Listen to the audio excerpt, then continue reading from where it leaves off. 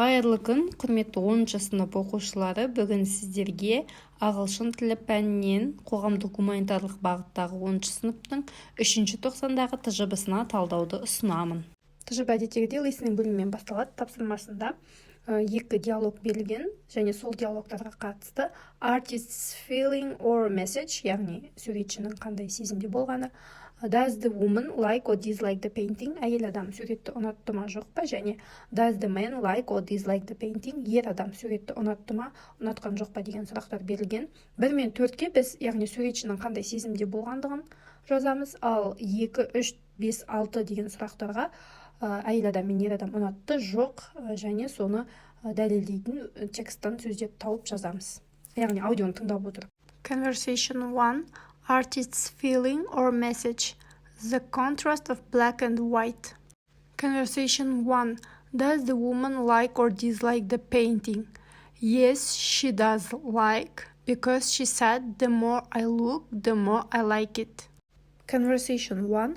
Does the man like or dislike the painting? Yes, he does like, because he said it's really quite captivating. Kelesi conversation 2. Artist's feeling or message. Making the objects look real, realism. Conversation 2. Does the woman like or dislike the painting? Yes, she does like, because she said the details are incredible and the texture of foil is so real. Conversation 2. Does the man like or dislike the painting? Yes, he does like, because he said it's making my mouth watering. Келесі бізде reading бөлімі. Read the text carefully. The given paragraphs are not in correct order. Number the paragraphs A to D in the correct order 1 to 4. Яғни бізде мына жерде берілген мәтіннің абзацтары қате реттілікпен орналасқан, соны біз дұрыс реттілікпен орналастыруымыз керек. Алдарыңызда берілген мәтінде A, B, C және міне D абзацтары бар. Біріншісінде бізде B болады, екіншісі D және үшіншісі A деген реттілікпен, және соңғысы C, оны әрине белгілемейміз. Келесі тапсырма. Read the article again and mark the sentence true or false, яғни сөйлемдерді оқып, мәтінге сай қате немесе дұрыс деп белгілеуіміз керек. Төртінші сөйлем бізде the effects of adrenaline can vary from person to person, true. Бесінші сөйлем the adrenaline response is a necessary part of life, true.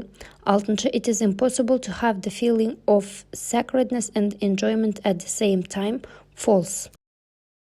Келесі бізде writing бөлімі, яғни екі тақырып берілген, сол екеуінің біреуін таңдап, қысқаша бір оқиға әңгіме жазу керек. Біріншісі Megan could see straight away that the painting was a fake. Меган бұл суреттің жалған екенін бірден білді деген тақырып, яғни осы сөйлемді жалғастырып жазу керек әңгімені. Бұл жерде қашан, қайда деген сұрақтарға жауап беретіндей болу керек. Бірінші абзацыңыз, келесі абзацыңыз оқиғалар желісі реттілікпен орналасу керек, және үшіншісінде қорытынды, яғни немен аяқталды. Келесі екінші тақырып I knew it was going to be a strange night.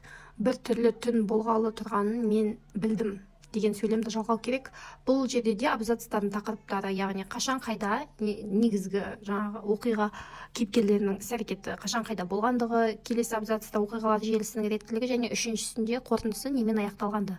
Мен осы екінші тақырыпты таңдап, өз бетімше шағын шығарма жаздым. Және келесі бөлім бізде speaking. Work in pairs, choose one of the cards and answer the questions. Яғни төменде берілген 6 картаның біреуін таңдап, сұрақтарына жауап беру керек.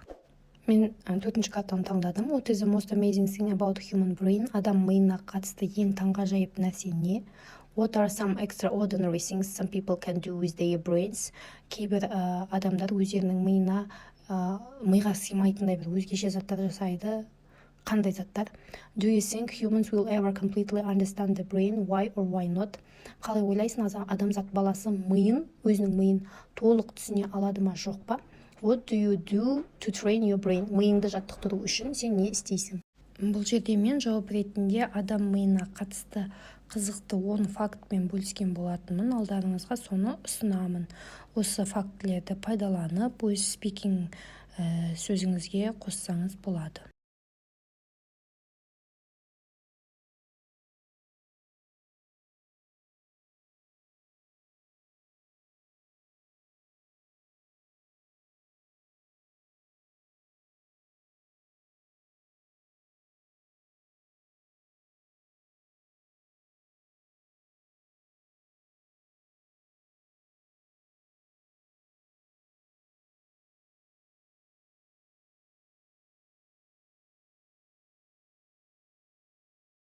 Осымен біздің тжб талдауымыз аяқталды. Менімен бірге болғандарыңызға рахмет.